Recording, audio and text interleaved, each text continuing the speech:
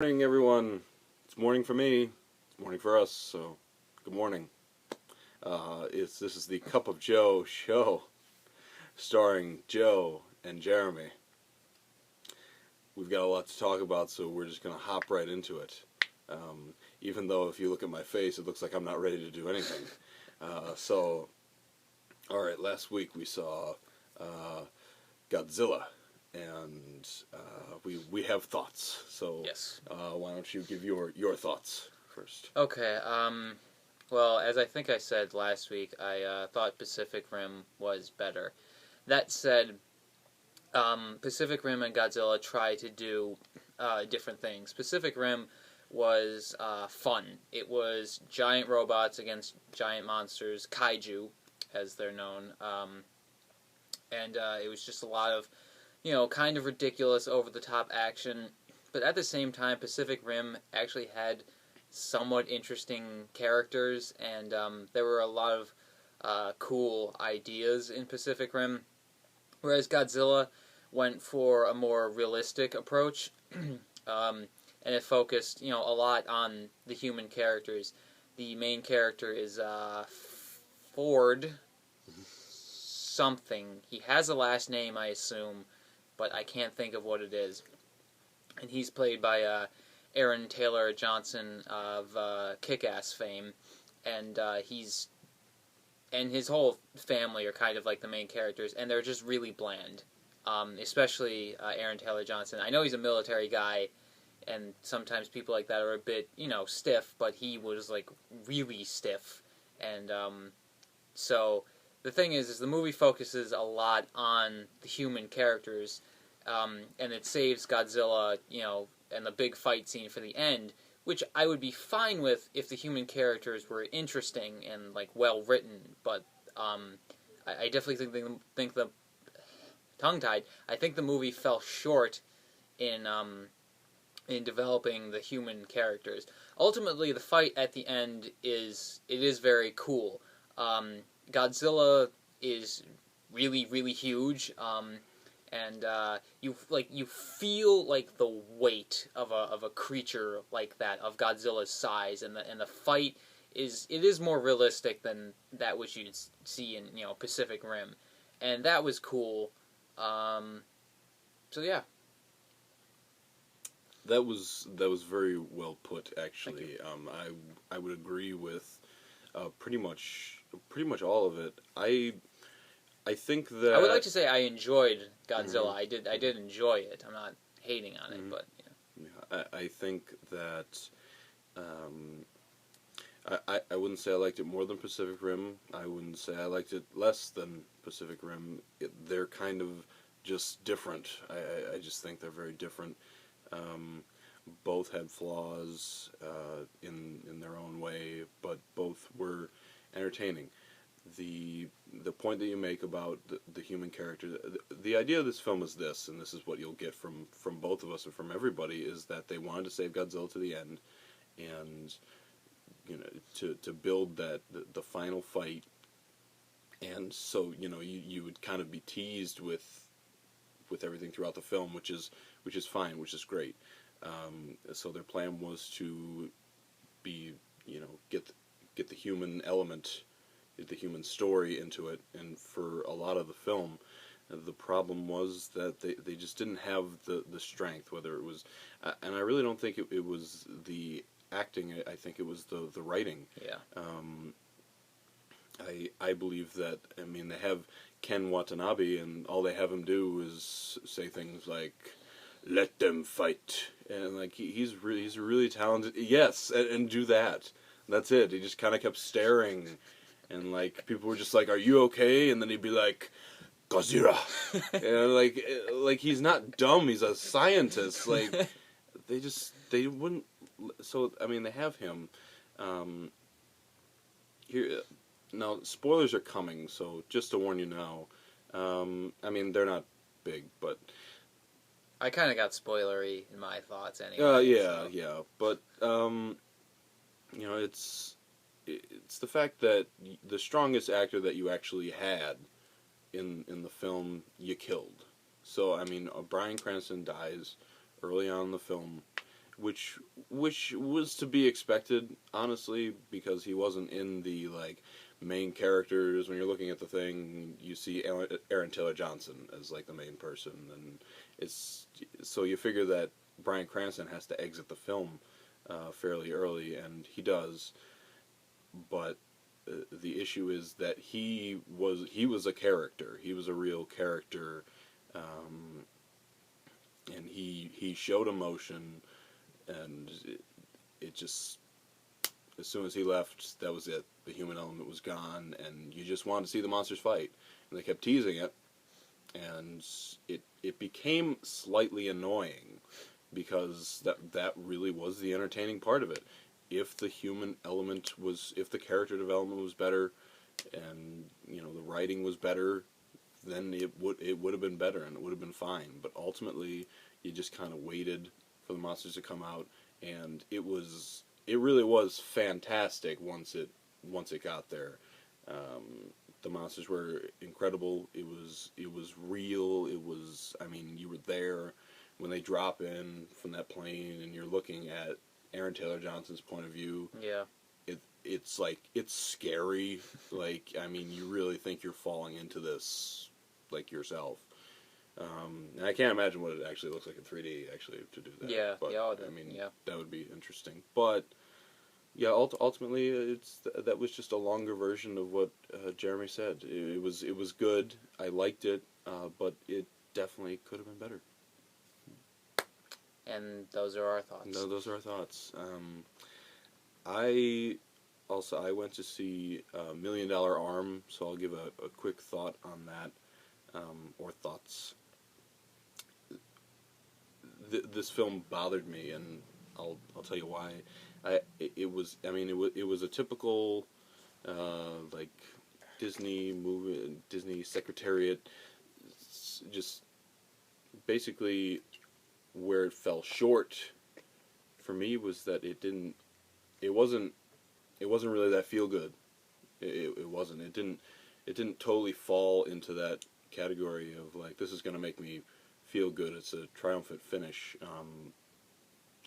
John Hamm, and the character he's actually supposed to be in real life, is a terrible person, and it bothers me throughout the film.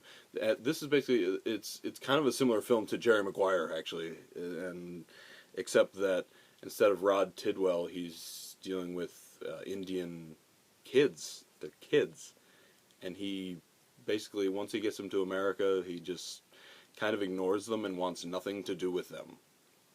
And they're from India, and India, there's a culture that you're always with your family, and these kids had no family, and it was just, it took way too long for John Hamm. I mean, if this is how it actually happened in real life, it's just terrible. It's terrible that people expected so much of these kids who had never picked up a baseball to learn baseball, learn English, and everything in a 10-month period, and then try out to be in the majors, in Major League Baseball. That was the expectation for them, and that's probably why they're only in the minors right now. Granted, they made it, and that's great, and probably the minors is probably a dream for these kids. So it's an incredible story that they were able to do it, but it's just so like, the human beings in this film are not human beings. They don't care about these kids, and it's a fundamental breakdown in being a human being for everybody, and it just bothers me when you're going throughout the film and you actually want to reach through and just like hug these Indian kids. It's just an issue, and it is based on a true story, so it's probably what happened, but it doesn't mean that I enjoyed it, and I don't. It's just not as enjoyable as these other films, because in Secretariat you have these people who back the horse, and they love the horse, and they'll do anything for the horse, and that's what there's at least a few people who are just, their heart and soul is into this one thing, and it's not at all, and it just bothers the heck out of me throughout the entire film, and it's just sad. It's so sad that, like, and if this has really happened, I feel bad for those kids that they had to go through it, and the expectations for them to become Major League Baseball players in 10 months and learn English in 10 months. And poor, like, I believe Pi is one of the Indians. Oh, okay. I think it's Pi, and the other one's Salim from, oh my gosh, Slumdog Millionaire. There you go. So, like, I mean, they got people who were, you know, good in the role, in the roles, but it's sad if that's how it really went down, and it's just a bad look for American people. It's just, you know, it's messed up, and they didn't get a fair shake. So that's how I feel about that, and the fact that I'm talking about that, I feel makes the movie that's it's a failure, because it failed to be what it's supposed to be. Mm-hmm. So that's that. That was more Okay. that was more than a few thoughts, by the way.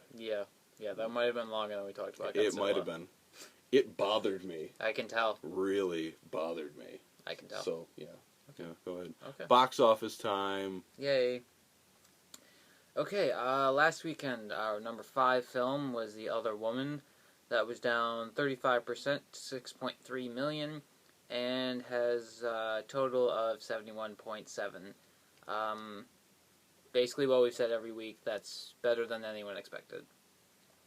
Fourth place was $1 Million Arm, and you'll be apparently happy to hear that this disappointed with just 10.5 million. Expectations weren't high in the first place, but they were more along the lines of like 15 million. So, yeah, that's low. Third place went to The Amazing Spider-Man 2. That was down 53% to 16.8 million. It has pulled in 172.2 million. This movie has yet to stabilize and is unlikely to do so this weekend in the face of X-Men Days of Future Past. So it's actually going to struggle to get over 200 million, which is quite the low mark for this franchise. Number 2 went to Neighbors. That fell 49% to just over 25 million. Has a total of just over 90 million. And that's against a budget of 18 million. So that's quite good for Seth Rogen and company. Our number 1 movie with a suitably monstrous opening was Godzilla with 93.2 million. That even as in the past weeks and months, even as the hype built up for Godzilla, it still beat those expectations. Like the bar was set pretty high, but even still, it seemed like 75, maybe 80 was about the right range for Godzilla. So the fact that it opened to 93, which is on par with Captain America: The Winter Soldier and The Amazing Spider-Man 2, is pretty incredible. And yeah. Great marketing for that absolutely. film. Great trailers. Great use of Bryan Cranston, who died. So Spoiler. Yeah. We already said that. Unless they jumped in on our live show here. But yeah. So I mean, great marketing for that film. So bravo to the Godzilla camp. Because it didn't turn out that the movie was as good as it claimed to be, if you will. Agreed. But still good.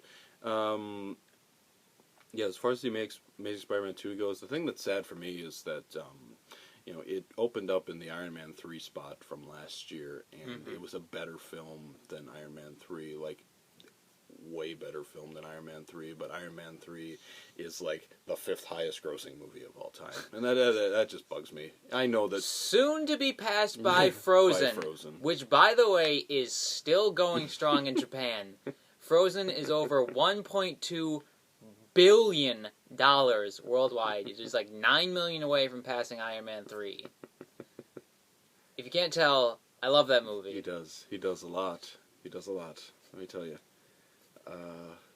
What was I gonna say? Yeah, he tweets about it all the time. That's I retweet. yes, that's why I know like these random things about the box office. Just the Frozen box You office. should just follow Box Office Mojo. Yeah, well, no, I follow you. Oh, So, well, that so works. I basically follow Box Office Mojo. Yeah, that's why I knew, because Iron Man 3 is in 5th place, isn't it? It is, yeah. That's how I Yeah. know that. It's because of him. But anyway, yeah. So that's sad to me. I don't know. Like the film does have its flaws. I know that, but like it's so much better than the Iron Man from last year, and it's just that bothers me. A lot of things. That's the theme. Things that bothered me. That's right. Exactly. But anyway, other than that, yeah, the other woman, it's doing well. Good for you.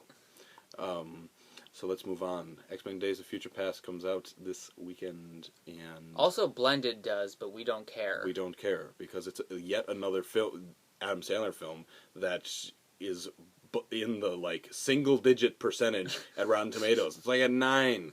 It's like his last 7 films have been in that range, and you know what? That bothers me. All right. If you add up like his last 7 films, they still wouldn't be fresh. It just wouldn't be fresh. Exactly. Oh my gosh. Anyway, but yeah, X-Men. That's the story. Yeah.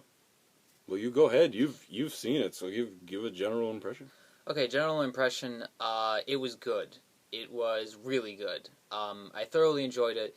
There's a lot of fan service to like comic book fans, and a lot of like little references and Easter eggs here and there that'll make all the fanboys giggle.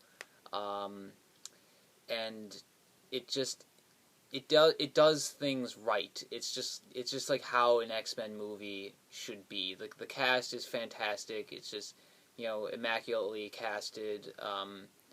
Wait, is that the past tense of cast? Can you do that? Or is it cast? I think it's cast. Anyway, I will hop on the hype train and say that it was really good. I will admit that it helps if you're an X-Men fan and you've seen the previous films because there are lots of references to them, but it's not necessary.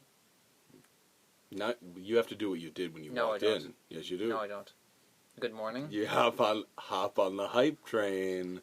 Woo woo. There it is. Okay, he's on. I haven't seen this film yet, but it needs everything that you just said. X-Men really needs a saving film. It does, yeah. So this, I guess, could be it. It's it has a lot of pieces. The trailers look good, and I don't know why my expectations aren't really that high for this film. I guess they should be higher. But it's just been a while since there's been like a really good X-Men film. So True. It's but everything you said is great and what it absolutely needs. So Captain America or I was thinking about that all day. Actually, that's close. I think it's a toss up. It's a toss up. Okay, all right. Well, that's good things. Good things from Jeremy here. So I guess we'll see what happens. I don't really have much else to say about it. I'm trying to keep my expectations in check, as I've said that X-Men movies have been not at all. Because X-Men movies, I mean, they haven't been that bad, but they've just kind of they've fallen short. Except X-Men Origins Wolverine, that sucked. That was a terrible film. X-Men First Class was good. I thought the Wolverine was terrible. Well, I wouldn't say terrible. It was better than X-Men Origins, but it was. I remember I went to that film, and it was the first film in a really long time that I fell asleep during. I kept falling asleep. It was like 4 times. And I kept trying to prop my head up between the seats, the opening in the seats, so like I wouldn't fall asleep. But it was just like, I was tired going into it, but it was nothing. The only good part of that is the tease for X-Men Days of Future Past. So we'll see. Yes. Well, you saw. I'll see. and I'll tell you, and he'll tell you next week. Yeah. Go see it. We'll watch it together.